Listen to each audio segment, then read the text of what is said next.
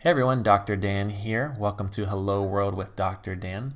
In this brief video lesson, I'm going to give you an overview of Module 1, Lesson 8, which is Basic Statistics. So you're going to get some more loop practice and then really get into some finer details of computing average, the minimum, the maximum, and the sum of a bunch of numbers. So let me go ahead and just run this program so you can see how it works. It's basically almost like a program for a teacher who is doing a bunch of grades. So at first you just enter a number of assignments, so let's say 3 for instance, and it'll ask for the grades, so 96, 88, 92 for instance. And you can see each time it kind of prints a running average of the average score, the minimum, and the maximum. And then it basically asks if there are any late grades, so I'll say yes, there's a late grade. That one did really well, got 100%. Next one, yes, there's another late grade, got maybe a 60%, and no more late grades. And so then it prints the final statistics for 5 grades, average, 83%, min, and then maximum, whatever that happens to be for those 5 grades that we entered in. So what's really involved in this program?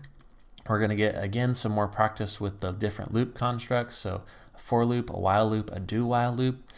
Some basic stats to average, min, max, and sum, as well as using some of the math operations and methods that we have not used yet, especially the min and the max.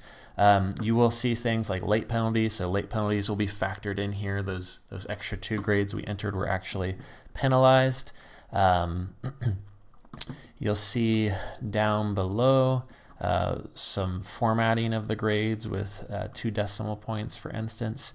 As well as some actual error checking in here, which I didn't demonstrate, but if I actually run through this program, let's say again that we put in 3 grades, 99, 99, 99, and then we say yes.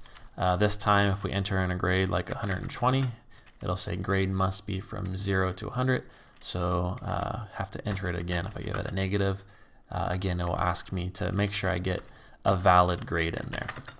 So there's some error checking in there using the do while loop.